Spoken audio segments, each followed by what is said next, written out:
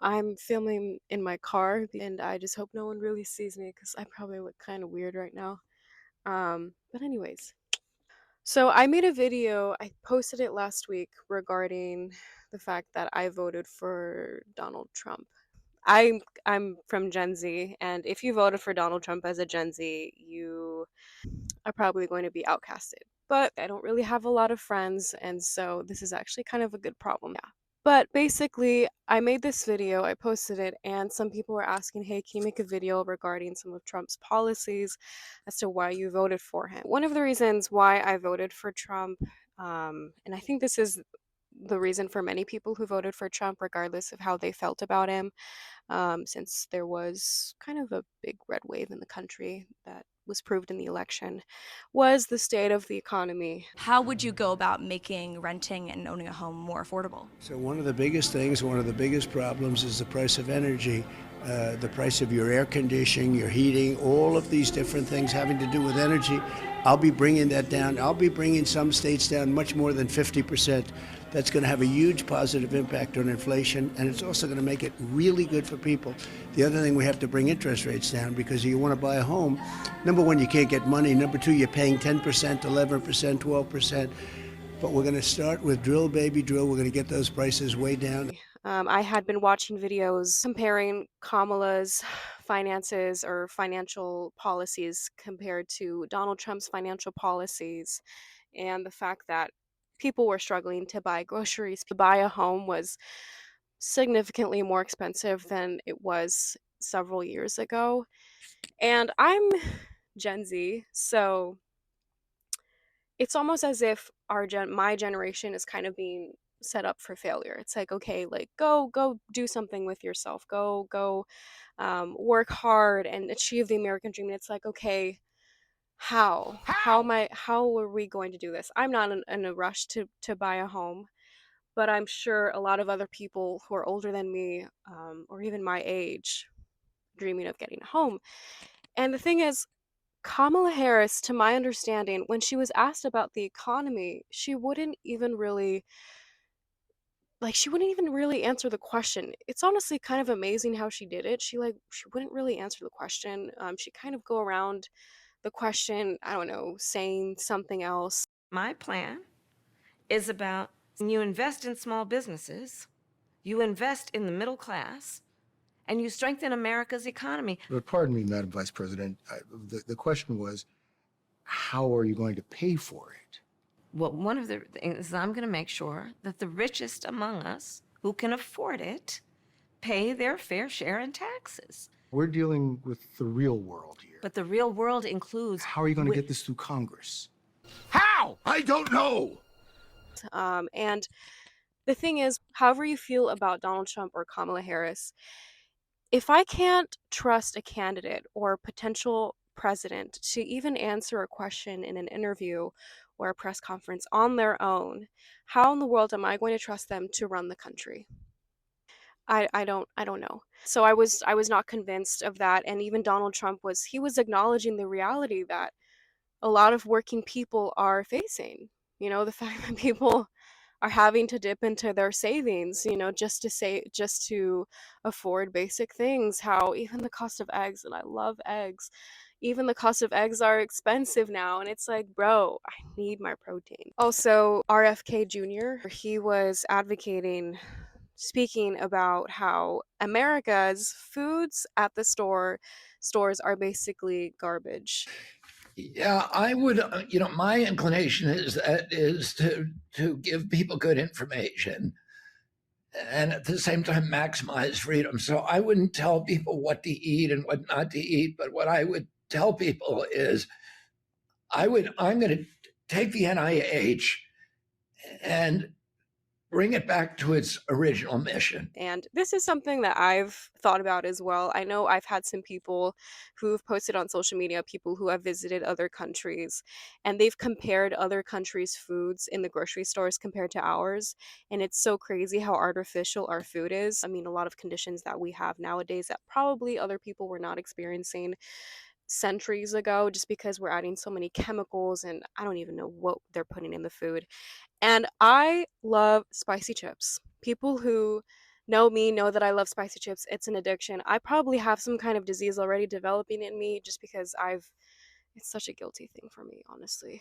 But I do agree that we need to make America healthy again. We need to be promoting whole foods. We need to be really narrowing down on companies that are basically poisoning us. And I don't know, they probably put a label on it, very tiny letters, like, oh, this might cause cancer. Probably in other countries we look kind of silly just because the American food section in other countries is probably a bunch of garbage. So the border crisis goes without saying. I think we've all heard about the border crisis, and the immigration issue, something it's I want to be very sensitive and careful with this. We need more secure borders. I think we can all agree on that. I'm not the biggest expert on immigration policies. I just know that with open borders, there comes human trafficking, there comes criminals, there comes gangs. Amid a global migration surge, that the trafficking industry is booming. It's now a multi-billion-dollar business. And that's led to unprecedented trends at the U.S. southern border. Of course, this isn't everyone that comes into the country, but we just need more secure borders. And Kamala Harris and Joe Biden were not doing that. They were not doing that, and I didn't even know. Even Kamala Harris, I didn't even think she answered really what she would do about that because they've had so much time to do it. And it's like, look, if you can do it, like show me. Like I'm all ears, but they didn't. And human trafficking is something that is very dear to my heart, just the whole issue. And I don't think the Democratic Party is as vocal about human trafficking as the Republican Party is. I wonder why that is. But that is a huge issue in this country. I think it's probably bigger than we realize. I mean, if you've watched The Sound of Freedom and just people talking about the impact of human trafficking, it's absolutely insane, and it's all run by money. So I want to do a separate video on that. Also, World War III, like hello, I don't want World War III. I don't think anyone wants World War III. And say what you want about Donald Trump, but he is very tough when he needs to be. And I mean, there's this clip of him and Joe Rogan talking about a leader that he was conversating with. Obama thought we were going to go to war with North Korea. We had no problem with North Korea. We were really, it was a little tough at the beginning. He said, I have a red button on my desk. I said, I have a red button also, but mine's bigger than yours and mine works. It was a rough, Yeah. oh, so rough that people were worried. This is crazy. And then one day I got a call, and it was from him. They wanted to meet. We need someone who will make the decision and will make it affirmatively and make the tough decisions when other people don't want to. And something so vital to this country, something that makes America so different from other countries, is the freedom of speech. I know Trump recently released a video regarding how he's going to implement a federal ban on labeling anything as misinformation. And there was an extent where some people were labeling things as misinformation just because they didn't like what it said. And frankly, I think in America you should be able to say what you want. You should be able to express yourself as long as you are not hurting other people or imposing threat on other people. Of course, you should be able to say what you want. And frankly, we've gotten to a point where people get offended by what you say just simply because it does not align with what they believe or what they think. And I think that's just ridiculous. Just because you're offended does not mean you're right. Also, independent journalism really came through in this election.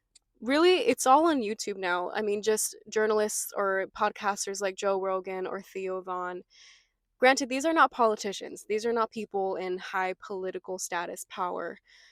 But the way that I assess whether someone is trustworthy, or at least someone is worthy to at least listen to and at least, take in their input, ask yourself, what is their agenda? Everyone has an agenda, just depends on what it is. With Joe Rogan, I knew that he had been a Democrat, I believe. He was kind of on the fence about the election. He actually didn't make an endorsement for Trump until like a couple days before election night.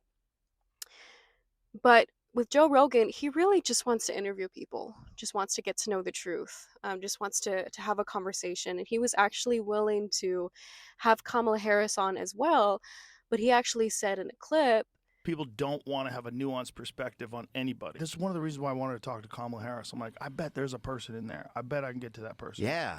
And they want to know if I edit. I'm like, there's not going to be any editing. There's no editing. Yeah. We're not going to edit. But yeah, that's the same thing they asked us. Is there an edit? You know, I just wanted to talk. I feel like you give someone a couple of hours and you start talking about anything. I'm going to see the pattern of the way you think. look, anyone who is not willing to go on an interview because it won't be edited or because it's going to be longer than a certain time span, that is that raises a couple questions for me. It really does. You know, Trump, he sat down with Joe Rogan for 3 hours and he answered his questions. But he sat with him 3 hours unedited. Same with Theo Vaughn. And, you know, they asked him the questions that the American public wants to know. They weren't attacking him. They weren't really showing favoritism. They were just asking it on the pursuit of truth, which I think is super honorable. And regarding my decision to vote for Donald Trump, I also looked at who was backing him up. Of course, these are just people. I don't think you should ever vote for someone solely based on just the fact that someone you love is voting for them. But it certainly does have some influence if you do look at their character, if you do look at where they're coming from, if they explain where they're coming from. Donald Trump's presidency was backed up by Elon Musk, who had primarily been voting mostly Democrat, I believe. He was registered as independent, but he had been voting mostly Democrat. He endorsed Trump, and he explained why. Joe Rogan ended up endorsing Trump. RFK Jr., I believe before he was a Democrat, he endorsed Trump. He was running with Trump for the campaign. Tulsi Gabbard, I believe she was also a Democrat, and she was also endorsing Trump. So clearly, this election wasn't just about Republican versus Democrat. It wasn't. It was, I think, these people who were endorsing him realize this isn't just about, oh, I'm a Republican, I need to be a Republican. Joe Rogan has actually admitted he has felt politically homeless because of how polarizing everything has been, but he ended up endorsing Donald Trump. Like, that definitely made me think, okay, this is deeper than just red versus blue, which is something that a lot of people were making it out to be. And it's like, no, I think things are more complicated than that. And it's not just like what you narrow it down to be. Like, I did watch someone's video, so a foreigner who had gone to a Harris rally and a Trump rally.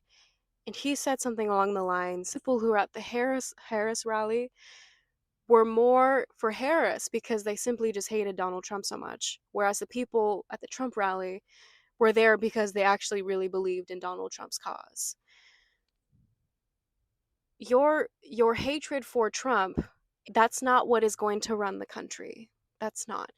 At the end of the day, this person is going to run the country. Now, if you have a good argument for why you support this person, okay, like, I'm all ears. If you're going to vote for Harris just because you don't like Trump, just be careful. Just be careful with that. I did see a clip of Kamala Harris at a rally, and it was pretty gnarly. Someone was yelling in the crowd, "Jesus is Lord," or like "Jesus is King" or something. This was her response. Oh, you guys are at the wrong rally.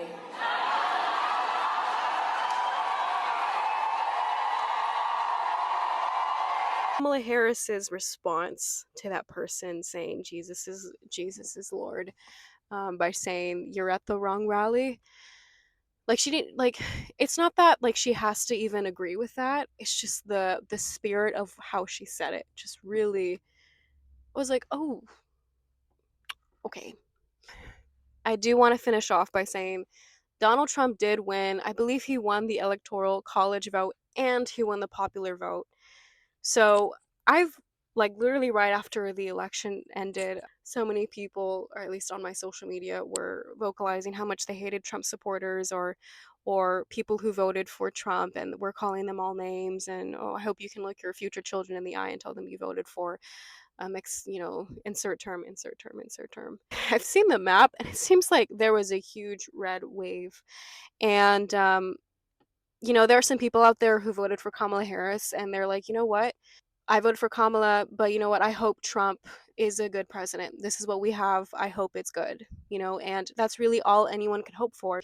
People are losing friendships. People are cutting off family members because they voted for Donald Trump. I just think that's a shame, really. And frankly, I think it's very insensitive and very narrow-minded to just simply narrow it down to if you voted for Donald Trump, then you are a horrible person. I want nothing to do with you. I think honestly it says more about you than it does about me.